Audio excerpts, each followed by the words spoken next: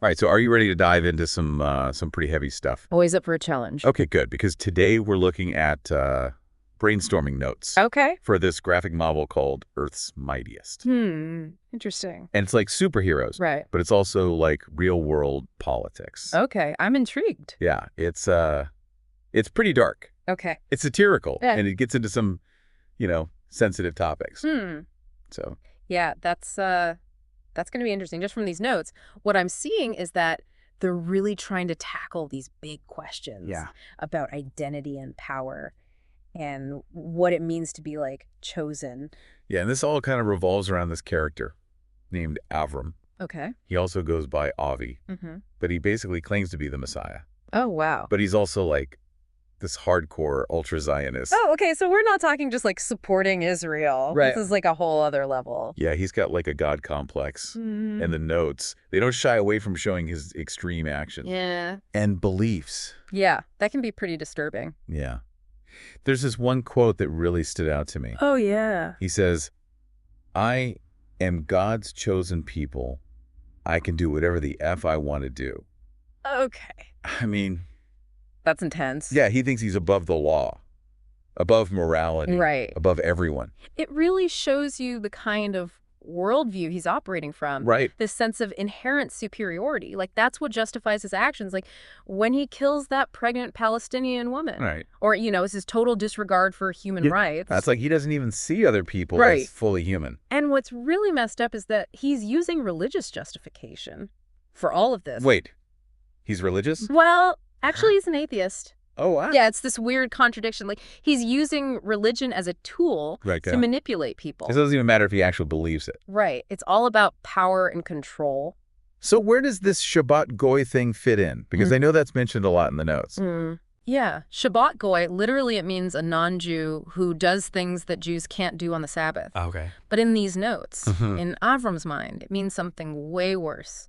It's about seeing entire groups of people as tools to be used and discarded. So it's like he's creating a hierarchy with him and his people at the top. Exactly. Everyone else is beneath them. And this ideology, it's all over this movie that he makes called Shabbot Goy. Oh, right. It's like his version of the Holocaust. Wow. So he's using a real historical tragedy to push his own agenda. That's what it looks like. It's like he's manipulating people, reinforcing this idea of Jewish victimhood to justify his actions in the present. That's messed up. Yeah, it's a really disturbing example of how history can be twisted. It's not just him.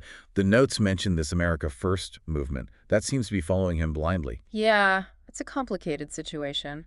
The way they portray America First here, it's all about this narrow, distorted view of patriotism. Yeah. Like whatever Avram wants is automatically good for America. And that brings us to Stratos. American Big Brother? Right, a.k.a. American Big Brother. Yeah, he starts out as the symbol of American patriotism, Right. working with Avram on this joint U.S.-Israeli mission, Operation Mount Temple. Yeah, but then there's this incident with this girl in a red coat. Right. This is a pivotal moment. Yeah, it completely changes his perspective. Imagine this young Palestinian girl.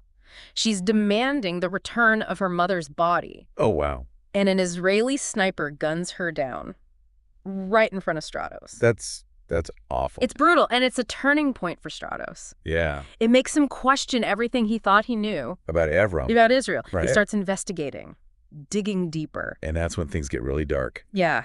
The organ harvesting factories. He finds evidence of these horrifying places operating within Israel, using the bodies of Palestinians. Oh, my God. And guess what? He finds the girl in the red coat on one of the operating tables. No way. Yeah, ready to be harvested. That's just, I don't even have words. It completely shatters Stratos' faith in Avram. Yeah. And everything he represents. So that leads to the big showdown, the duel of gods. Right at Ben Gurion Airport. It's like this symbolic clash between idealism and disillusionment. Exactly. Stratos is trying to stop Avram. He wants to prevent more atrocities. Yeah. He even targets Israel's infrastructure. Really? Yeah, trying to cripple their military. Even though he knows the truth about Avram, he's still trying to protect the country.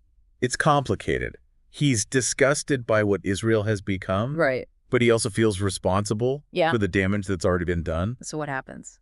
He loses. Oh. He's defeated, mentally scarred. But at least he exposed the truth. Yeah, his fight And the evidence he gathered, it all comes out. So he lost the battle, but maybe won the war? Maybe. He definitely planted seeds of doubt and resistance. So even in defeat, he managed to chip away at Avram's facade. Yeah. So where does that leave us? We've got this Messiah who's clearly not what he seems, this disillusioned hero, and this Shabbot Goy ideology lurking in the background. It's a lot to unpack. It is. But I think the notes are pointing to something bigger. Okay. They're making us think about blind faith, Right. manipulation, Yeah. and the nature of power itself. It's heavy stuff. It is. But it's important. Yeah, and there are even more players involved. Other factions with their own agendas. It gets even more complex. This is really making me think. Good. The way these notes blend real-world anxieties with this superhero story. It's brilliant. It is. And we've only just scratched the surface. I know. There's so much more to explore. Yeah, especially with this Shabbot Goy concept. Exactly. This is going to be a wild ride. Buckle up. So that's where these other groups come in, these other factions and characters. Right. They add a whole other layer to this whole chosen one thing. Okay, yeah, because we've got Avram, our self-proclaimed Messiah, who obviously has a pretty messed up idea of what being chosen actually means. Right, exactly. But there are others who think they're chosen too, right? Exactly. You've got Sergeant Sharia and the Islamic States of America. Oh, yeah. They're a major force in this world. Huge. And they believe they're divinely chosen too, but by a different God, obviously. Of course. With a different purpose. So it's like a clash of ideologies. Absolutely. Each one claiming to have the real mandate from God. Yeah, and that obviously leads to conflict. It's like, who's got the bigger God? Right.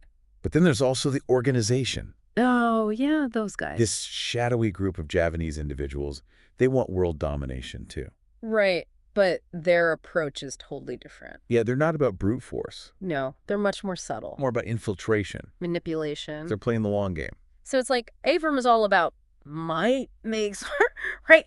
But the organization is more about control. Exactly. It makes you wonder which is actually more dangerous. Right. Like, is it better to rule through fear or through subtle manipulation? It's kind of terrifying to think about. Yeah, it definitely makes you question where the real power lies. And how it can be used. For good or for evil. Yeah, then there's Arya. Oh, yeah, he's an interesting one. He's this Javanese character who seems to be working for the Dawn. Right. But it sounds like he's got his own plans. Definitely. Plans that might put him up against Avram. For sure. I remember something about him using the word Dutch as a derogatory term for Jewish people. Oh, yeah. Like he sees them as colonizers. Right. It adds this whole other layer of historical context, connecting it back to Dutch colonialism in Indonesia. So this isn't just a superhero story. It's about centuries of oppression and resistance. Exactly. And the legacies they leave behind. Wow.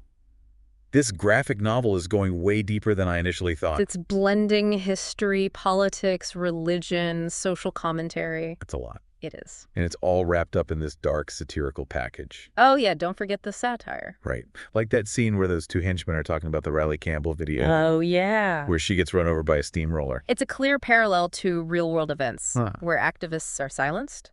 Yeah. And their deaths are spun to fit a narrative. Exactly. It's chilling, but it's also kind of funny in a really messed up way. Right. The way those henchmen talk about it, like it's just another day at the office. It's horrifying, but also satirical. Yeah, it shows how desensitized we can become to violence. Especially when it's presented through the media. And what about that scene with the presidential candidates? Debating about how to please Israel? Oh, yeah. Completely ignoring their own constituents? It's like a caricature of how lobbyists and special interest groups control politics. Totally. It's over the top, but it also feels a little too real. Right. It makes you laugh, but then you're like, wait a minute, is this really that far off? It's like they're holding up a funhouse mirror to our own world. Distorting things just enough to make us question what we're seeing. Okay, so we've got all these different factions, these complex characters, all this social and political commentary. Yeah. But how does it all tie back to this Shabbot Goy concept? Well, I think Shabbot Goy is like a lens through which we can understand the power dynamics at play, like Avram's interpretation of it.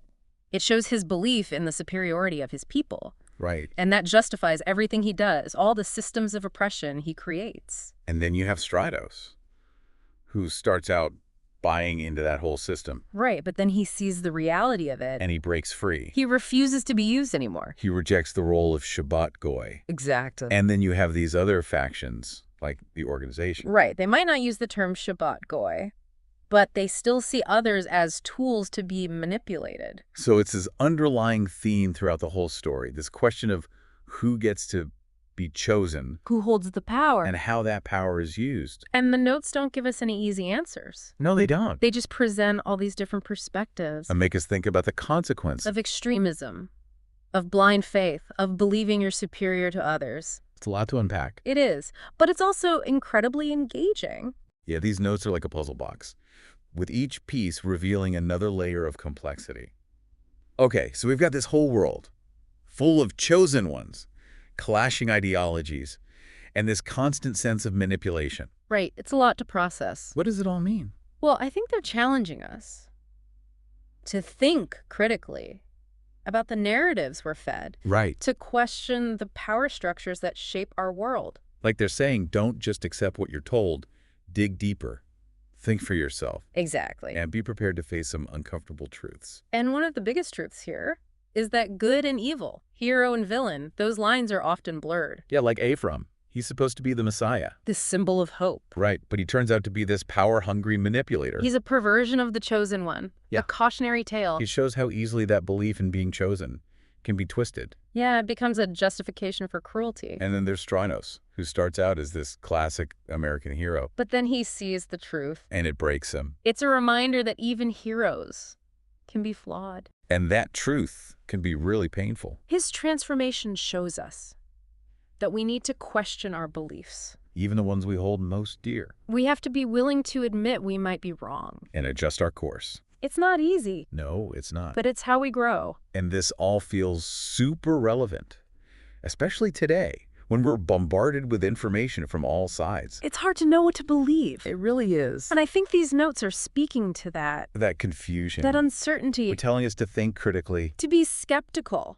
especially of anyone claiming to have all the answers. So if Avram is a twisted, chosen one, what does it even mean to be chosen? Is it even a real thing? Or just a way to control people? That's the question they leave us with. Who gets to decide who's chosen? And what does it even mean? These are some heavy questions. They are. No easy answers. That's what makes them so interesting. These notes are like a Pandora's box of ethical dilemmas. They really make you think. About identity, power, belief, the nature of truth. They don't offer solutions. They just challenge us. To confront these complex issues. Head on. So there you have it, our deep dive into Earth's mightiest, this dark and satirical world, where nothing is quite what it seems. We've explored the idea of the chosen one, the dangers of blind faith, and the importance of critical thinking. It's been a wild ride. And remember, these are just brainstorming notes. For raw material. For what could be a very controversial graphic novel. I can't wait to see what they do with it. You neither? So if this deep dive has left you wanting more, stay tuned. We'll be revisiting Earth's mightiest as the story develops. Until then, keep questioning, keep exploring, and keep diving deep